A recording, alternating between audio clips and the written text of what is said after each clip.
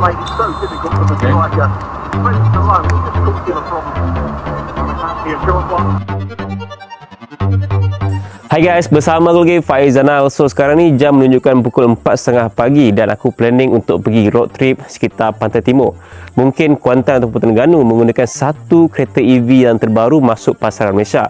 Kalau korang duduk sekitar KL atau Selangor, mungkin korang familiar lah dengan kereta EV ni. So guys, inilah dia BYD Atto 3, sebuah SUV EV segmen B yang bagi aku saiz dia agak besar. Harga dia memang value for money untuk dia punya teknologi, range dan sebagainya. So aku nak test sendiri untuk real life experience, bawa kereta ni pergi drive jauh-jauh sampai Pantai Timur. Nak tengok macam mana dia punya pengalaman bawa kereta, comfort dia, macam mana dia punya feel untuk kereta EV. Sebab aku biasa bawa kereta petrol, belakang ni ada sebiji beza. Dan ada satu lagi features menarik aku nak cuba sini kat kereta ni, yang korang semua kena tengok video ni sampai habis. Sekarang ni aku stop kejap untuk coffee break di Starbucks Gombak dan bateri tinggal dalam 88% dan ada jarak dalam 423 km. Mood panduan aku gunakan yang normal dan juga regenerative high lah. So the reason kenapa aku gunakan yang high, sebab aku nak battery consumption tu lebih sikit. Walaupun motor tu dia rasa macam menarik sikit tau bila aku lepas pedal, tapi benda tu tak rasa macam terkesan sangat lah. Aku rasa macam okay je.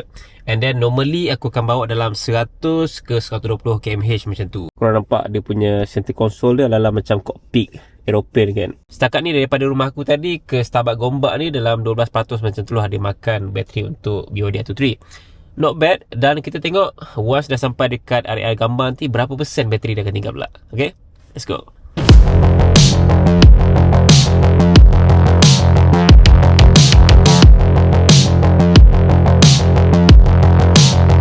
Guys, sekarang ni aku baru je sampai dekat RLR Gambang dan ada gentari charger depan ni. So untuk battery percentage sekarang tinggal 23% dan range ada dalam 111%. So dia makan lebih kurang dalam 77% daripada rumahku sampailah ke RLR Gambang dalam masa 3 jam. Boleh tahan lah kan. Actually boleh pergi lagi lah, tapi aku rasa kena charge juga dekat area Gambang ni. So rate dia kita boleh check dekat aplikasi Settle. Kat sini dia tulis untuk CCS ataupun DC charger 90 kW dia adalah RM2.20 per minit. So kalau 30 minit tu lebih kurang dalam 60 lebih macam tu lah. Aku akan test charge, tengok berapa lama dia akan charge dari 23% sampailah 100%. Cara untuk nak charge dia, kita tekan dekat Petronas Gambang arah timur ni, view details. Kat sini kita boleh tekan start charging. Dan bila dah start charging, kita pilihlah DC charging kat sini.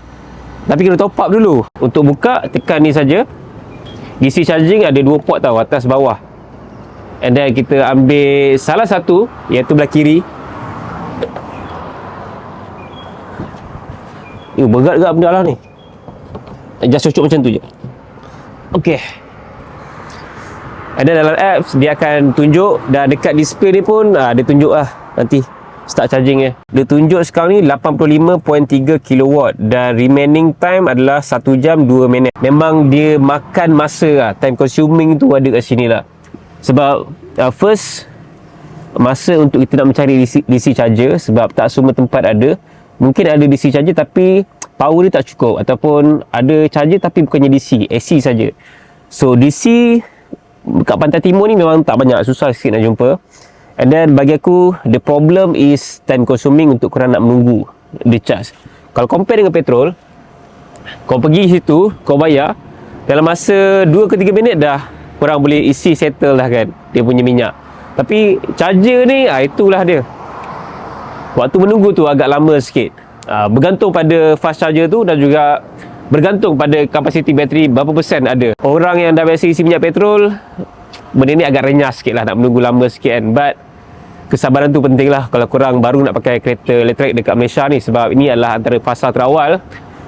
So that's why ada kekurangan dia, tapi dalam masa yang sama it's a good start lah untuk kereta elektrik di Malaysia, especially dekat Pantai Timur. Nak pergi Kuantan, nak pergi Terengganu, nak pergi Kelantan, sini memang tempat wajib aku rasa. Orang nak balik kampung, cas. Sekarang ni bateri aku dah pun 100%. So first daripada 20 lebih macam tu, dia punya charging power dalam 80 kW. Lepas tu dia drop 40 kW, dia drop 32 kW. Lepas tu sekarang ni untuk 90% macam tu, dia drop 15 kW. Dan hampir 100 tadi, dia drop lagi jadi 8 kW. So dia punya charging power ataupun DC charger tu dia tak konsisten 80 kW. Dia akan makin lama makin drop. Untuk kelebihan pada battery health kereta ni sendiri. So berapakah harga aku charge tadi? Okey, kalau tengok balik pada first time aku charge tadi dekat history, so rate dekat sini adalah RM2.20 per minit tau. So ni first tadi lah, RM35.20. Kalau kita campur dengan rate tadi, aku dah charge selama 55 minit. So RM2.20 darab 55, RM121 tambah berapa ringgit ni? RM35.20. So ini adalah total cost DC charger dekat sini guys. Aku charge dalam masa lebih kurang 1 jam something macam tu, 1 jam 15 minit kot, ataupun 1 jam 20 minit macam tu, lebih kurang RM156 DC charger dekat area Gambang pada BYD Atto 3. So kalau tanya aku, mahal ke murah? Aku rasa mahal lah.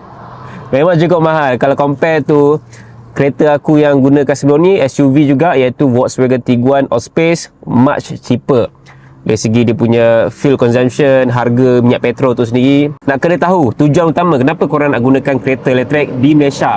So ada DC charger yang murah kot, depends pada bateri persen masa korang nak charge tu lah. Aku charge DC charger dekat Siam Jaya, so yang tu murah sikit lah, dalam RM66 daripada 20 lebih macam tu, 30 lebih persen sampai 90%. So yeah, aku rasa kalau nak jimat memang main sekitar bandar dan charge AC dekat rumah, itu memang jimat lah dalam 7 ke 11 kW. Tapi DC, kalau korang all the way DC charger everyday, aku tak rasa dijimat. Mungkin petrol lagi jimat kot dari segi fuel consumption, petrol apa semua. Sekarang ni bateri dah 100% dan juga range naik paling maksimum balik iaitu 480 km.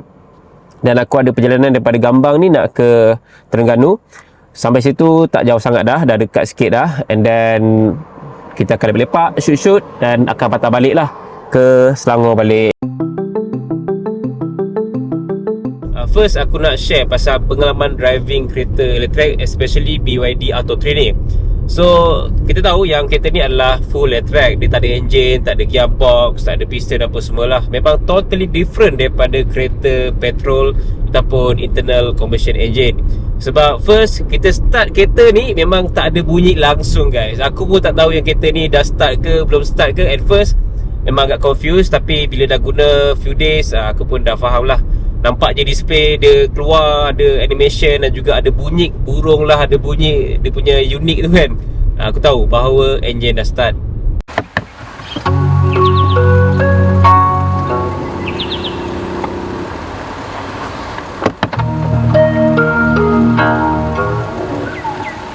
Kalau korang yang dah biasa dengan jiwa kelajuan, dah biasa dengan exhaust bising-bising, modify apa semua, memang rasa sangat berbeza dengan kereta EV ni. Korang akan rasa macam kereta ni kereta yang sedap, pedal tu memang pergi, tapi dia macam tak ada jiwa. Dia lebih kurang macam tu lah. Dia macam satu manusia tapi dia tak berjiwa, tapi manusia tu dia power. Lebih kurang perumpamaan dia macam tu, analogi dia.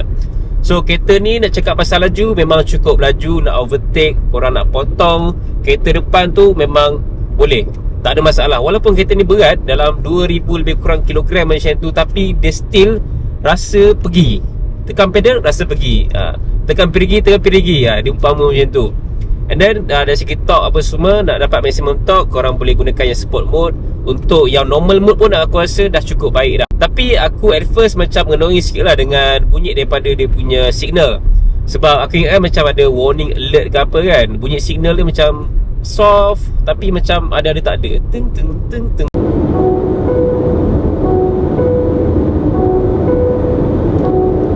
And then aku terperanjat masa aku gunakan active cruise control dia. Bila aku macam try untuk lepas tangan dekat steering, so dia ada warning yang kuat gila. Memang terperanjat gila bunyi warning dia.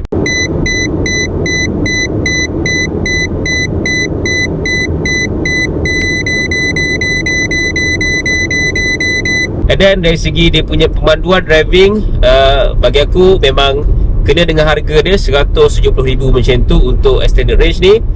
selesa, senyap, cukup power, and maximum speed dia aku dapat tadi dalam 171 kmh. Itu paling maksimum aku dapat tadi. Itu aku gunakan yang sport mode lah. So itulah stop speed dia. Lepas tu dia ada cut off lah. So memang tak boleh nak pergi lebih daripada tu. Walaupun kat kereta ni ada dalam 4 orang, bonet pun penuh, tapi masih lagi boleh dapat top speed setinggi itu. So thumbs up untuk BYD Atto 3. And then driving masa top speed tak rasa melayang. Rasa cruise dia tu sedap je. And body roll tu, kalau jalan straight corner sikit-sikit tu tak ada masalah sangat, okay. Tapi kalau corner tu tajam sikit ataupun corner banyak, memang body roll tu terasa. Badan kita akan rasa bergerak-gerak macam ni. Orang belakang ke orang sebelah ke akan terasa. Itu dari segi driving lah. And then comfortness untuk drive jauh. Dah 3 jam duduk dalam kereta ni, bontot aku tak sakit, belakang aku tak sakit. Walaupun malam tadi tak tidur cukup, aku just tidur 30 minit je, tapi still rasa selesa badan aku. And then headrest dia atas ni, cushion ni semua lembut, comfort. Leather dia pun comfort. So untuk dia punya seat memang A+. Untuk dia punya driving yang senyap, selesa, A+. Untuk dia punya speeding, A+. Cumanya body roll tu sikit lah, dia kurang kat situ. Aku rasa mungkin boleh bagi B+ macam tu lah untuk body roll kereta ni kalau cornering. And then dari segi feel pemanduan tu, kalau korang yang memang berjiwa motor lah, aku boleh katakan macam tu, memang kurang sesuai. Sebab korang akan rasa sangat berbeza. Sebab aku dah biasa bawa Mercedes kita rasa tau enjin dia pergi tu kan. So bila bawa EV ni macam rasa kosong sikit. Tapi dia macam mendamaikan nak bagi aku. Dia macam feel yang berbeza, sangat berbeza. Sekarang ni aku dah pun sampai dekat Resort World Kijal, Terengganu. Dan aku check dekat dalam aplikasi PlugShare, kat sini ada charger EV AC 22 kW. Tapi aku nak kena tanya dulu sama ada kat sini boleh tak untuk orang luar. Sebab aku tak check in pun, just nak tahu untuk charge saja. And then bateri tinggal 62% sekarang ni. Dan range dia adalah 298. Aku rasa anxiety tu tak rasa sangat sebenarnya. Cuma dia renyah ataupun rasa macam hassle sikit lah nak cari charger dekat kawasan Terengganu. Manakala aku nak shoot banyak lagi kat sini kan. So tak apa, aku nak tanya management tu sama ada boleh charge ataupun tidak. Kita akan rest dulu kat sini kejap, dan akan pergi ke next destination untuk sambung shoot video and jumpa kawan aku yang memang duduk dekat Pantai Kijal ni. Guys, sekarang ni aku dah sampai dekat Resort World Kijal. Dan daripada Gambang tadi nak ke tempat lain, so ini salah satu charger yang ada dekat Terengganu, iaitu dekat Resort World Kijal ni lah. Diorang ada AC charger daripada BMW. Aku difahamkan ni daripada pihak My Evox ni yang letak charger kat sini. So kuasa yang dapat dekat BYD Atto 3 adalah 5.9 kW lah. Lebih kurang plus minus 6 kW lah sebenarnya. So takes time sikit. Sini memang susah nak dapat DC charger. And then apa aku nak cerita pasal kereta ni, bila dah bawa selama 3 jam lebih daripada Selangor ke sini, hampir 4 jam juga, keselesaan tu memang best gila kereta ni. Laju tu memang cukup laju. Dia punya sunroof tu dan juga tak ada tinted macam ni, so dia agak panas dalam dia.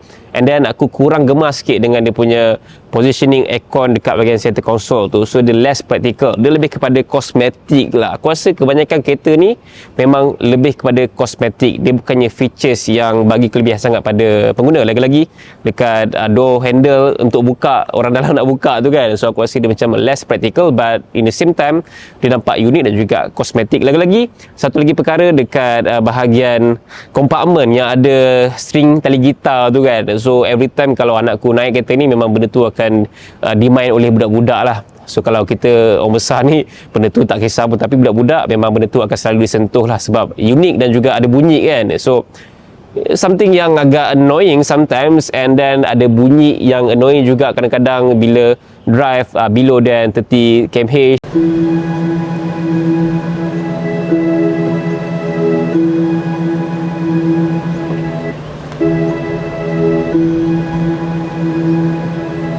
there's a few things yang aku kurang lagi dekat bahagian center console dia. Ada crew finishing tau. So crew finishing tu, kalau ada cahaya matahari dia akan bersilau kat situ. So mata tu memang ada reflection, membuatkan aku macam sakit mata sikit lah dengan cahaya matahari yang terik dekat sekitar pantai timur dia kan. Aku rasa aku enjoy dengan dia punya rotation screen tu, nampak futuristic gila. Tak ada kereta macam ni untuk harga bawah 200,000, tapi kereta ni ada.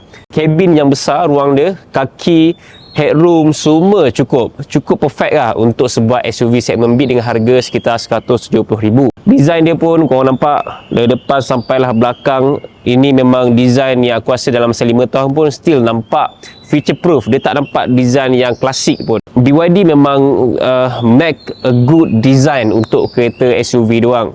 Ada burung pula atas tu kan. Guys, selain kita boleh charge kereta ni menggunakan tenaga elektrik, kita juga boleh jadikan kereta ni sebagai sumber elektrik kita untuk kita hidupkan semua electronic devices ni. So aku ada PS5 dan juga monitor, aku tengah main dekat luar tanpa sebarang punca kuasa elektrik dekat rumah ataupun dekat office. So kereta ni menjadi punca kuasa untuk semua elektronik ni untuk aku hidupkan dia. So diorang ada bagi sekali tau dengan adapter ni. Adapter ni kita just connect je saja dekat bahagian sini, dan juga ada plug ni, ada 4 port, dan cocok sini lampu merah ni menandakan bahawa elektronik ni sedang dihidupkan. So nampak ada logo BYD kan, splash waterproof, electric shock proof. So ini adalah salah satu kelebihan untuk kereta elektrik yang mungkin ramai tak tahu. Kita boleh jadikan dia sebagai punca kuasa untuk hidupkan lampu dan sebagainya. So kalau korang pergi road trip jauh-jauh, pergi camping, outdoor dan sebagainya, memang sesuai lah untuk gunakan features ni, sebab BYD memang bagi sekali dengan adapter ni. Korang tengok, kuasa yang digunakan pun memang very minor, minimal je, 0.1 kWh. Bateri daripada tadi setengah jam lepas 18% lagi. So aku boleh main PS5, enjoy main game dekat outdoor, dekat kawasan yang tak ada punca elektrik. Kalau tanya pendapat aku tentang BYD Atto 3 di pasaran Malaysia dengan harga 168,000, antara consider auto buy ataupun no, aku boleh katakan yang kereta ni memang auto buy kalau korang ada bajet bawah 200,000 untuk sebuah EV yang baru di market Malaysia sekarang ni. Dan kalau tanya pendapat aku tentang kereta EV di Malaysia ni praktikal ataupun tidak, okey, dia simple lah. Kita tahu yang EV kat Malaysia sekarang ni dalam fasa permulaan. Dia bukannya fasa pertengahan ataupun bukannya fasa yang dah matang. So dia bukan macam kereta petrol yang korang boleh cari kat mana saja petrol pump. So korang tak risau. So macam EV ni aku tak risau pun range dia actually. Cuma aku risau bila tak jumpa EV charger, itu je kalau nak drive jauh. So kalau tanya aku range anxiety tu, aku kurang range anxiety. Aku lebih kepada macam charger anxiety. Kat mana aku nak charge kereta ni kalau aku drive jauh-jauh. Aku rasa untuk fasa permulaan ni EV lebih kepada kereta bandar. Tidak lebih daripada itu setakat hari ini. Unless kalau ekosistem charger DC memang menyeluruh. Itu aku boleh katakan yang EV memang korang boleh beli tanpa korang consider banyak sangat tentang charger ke apa semua. So memandangkan DC terhad dan kita lebih kepada AC merata-rata sekarang ni, ataupun charge kat rumah je. So that's why dia less practical, sebab banyak masa korang akan terbuang dengan menunggu, masa terbuang dengan cari plug charger dekat apps, masa terbuang dengan pergi ke kawasan, kadang-kadang kawasan tu mungkin charger tak support ke, mungkin tutup ke, mungkin rosak ke, full ke, queue semua. So dia less practical actually. So untuk permulaan ni aku rasa kalau nak beli EV dia lebih kepada fasa percubaan untuk korang nak test teknologi baru, ataupun mungkin lebih kepada orang yang support environment. So dia bukannya untuk semua orang EV ni. So that's why korang jangan cepat terpengaruh. Kalau korang nak beli EV tu, korang nak kena consider betul-betul dekat kawasan yang korang duduk tu, kawasan yang korang selalu pergi, dan juga korang okey ke tak dengan nak cari charger yang agak hassle dengan download apps lah, search apa semua. So kalau okey dengan benda tu semua, tak ada masalah, just beli je EV. Dan jangan jadikan EV sebagai kereta utama, jadikan EV sebagai kereta yang kedua ataupun kereta ketiga. Aku tak recommend lah EV sebagai kereta utama, unless kalau korang memang jadikan EV kereta utama untuk ulang-alik kerja saja. Kalau jadikan EV sebagai kereta untuk nak jalan jauh, bawa family, semua kau buat dengan EV tu, memang tidak sesuai kat situ buat masa sekarang ni di Malaysia. Satu lagi perkara aku nak tambah, kita kena fikir juga, manakala kebanyakan pengguna EV kat Malaysia, aku rasa bukannya semua beli secara cash. Mungkin ramai yang beli secara loan selama 5 tahun ke 9 tahun kan. Bila kita dah buat loan selama 9 tahun tu, korang nak kena fikir long term. Bermaksud adalah, misal kata kalau benda-benda wear and tear tu, kita tahulah boleh tukar dekat kedai mana-mana pun. Tapi macam mana pula dengan electrical dia, bahagian komponen-komponen, body kit, cermin apa semua, adakah kita boleh repair dekat kedai luar selain daripada official?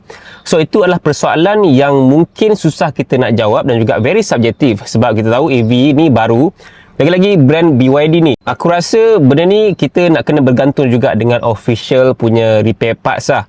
So kita tak boleh nak hantar dekat kedai bengkel biasa-biasa, buah pokok ke, bengkel dekat dalam kawasan-kawasan yang tersorok ke, ataupun dekat rumah kawan. Tidak. So dia berbeza dengan kereta internal combustion engine. Kita tahu sampai sekarang ni macam kereta JDM apa semua, walaupun tahun 90-an 80-an, tapi still boleh repair. So repairable itu adalah faktor yang korang nak kena fikir secara long term. And then bila kereta ni dah rosak, nak replace dia memang makan modal lah, of course. And bila makan modal, masa tu pun EV dah bersepah-sepah. And masa tu juga persoalannya, adakah EV still ada harga, ataupun mungkin EV ni jadi macam satu kereta yang bila dah tak best, bila bateri dah kong, orang buang macam tu je. So jadi lambakan kereta, tak macam kereta petrol ataupun diesel. Kita tahu walaupun dah tahun 70-an 80-an 90-an, orang still appreciate. Sebab apa? Sebab dia punya engine tu repairable. Dekat kedai potong pun dapat cari, dekat Jepun apa semua kan, still ada orang jual, walaupun mahal tapi still ada lah. So aku tak boleh nak letak harapan tinggi sangat, tapi aku pandang ke depan EV ni memang new teknologi untuk kereta. Apa yang diorang nak kena tawarkan dari segi after sale, dari segi keyakinan untuk orang nak gunakan secara long term tu pun kena seiring juga. Aku tak cakap yang aku tak suka EV ataupun aku tak sokong dengan teknologi EV. Tidak, aku sokong dan aku memang support kau-kau. Cumanya aku harap pihak jenama jenama ni semua bagi pilihan juga untuk pengguna EV, supaya bagi akses untuk senang repair dekat kedai luar, dan juga mungkin kedai luar pun nak kena adapt dengan teknologi baru EV sekarang ni. Sekarang ni kalau tanya aku, memang aku boleh cakap yang ini adalah fasa permulaan dan risiko still ada. Main dekat KL, Selangor tu, itu korang tak payah risau lah. Aku boleh katakan memang zero anxiety lah kalau korang nak guna EV sekitar bandar utama. Tapi kalau korang nak pergi Penang, Johor, so banyak faktor dia. So aku rasa sekarang ni EV sesuai untuk golongan yang memang berduit. Untuk Marhan, B40 nak try EV, aku tak galakkan sebab dia ada costing dia, and then walaupun maintenance tu murah ataupun almost zero, tapi korang nak kena fikir faktor lain. Kita buat loan apa semua kan. So aku rasa better kita tunggu dulu EV ni betul-betul matang. Kalau korang betul-betul nak try nanti dan juga kurang berkemampuan, kalau ada duit, aku rasa tak kisah pun, just beli je apa kau nak beli kan. Macam aku sekarang ni pun, aku tengah consider lagi EV apa yang sesuai untuk aku, dan tahun ni insyaAllah aku akan decide betul-betul EV apa aku akan beli. Aku rasa itu saja video aku, agak panjang sikit, tapi aku harap video ni berbaloi untuk korang semua yang consider untuk beli kereta elektrik di Malaysia dan menjawab segala persoalan korang. Anyway, ini hanya pendapat peribadi dan juga aku punya pengalaman sahaja setakat seminggu menggunakan BYD Atto 3. Mungkin pendapat orang berbeza dan juga pengalaman orang berbeza, bergantung pada tempat dia pergi, bergantung pada keperluan dia. Last but not least, sebelum korang nak beli apa-apa kereta elektrik ataupun apa-apa kereta sekalipun, aku harap korang nak kena fikir dulu tujuan korang nak beli kereta tu sebab apa. Adakah disebabkan oleh keperluan? Adakah disebabkan oleh trend ataupun ikut orang? Adakah disebabkan oleh korang memang jiwa environmentalist yang suka environment dan juga support zero commission CO2? Adakah korang memang just suka-suka je sebab banyak duit? So kat sini korang nak kena faham tujuan kenapa korang nak beli something tu, baru korang decide. So itu saja aku punya perkongsian, dan aku harap video ni bermanfaat, dan sampai jumpa lagi. Assalamualaikum. Bye.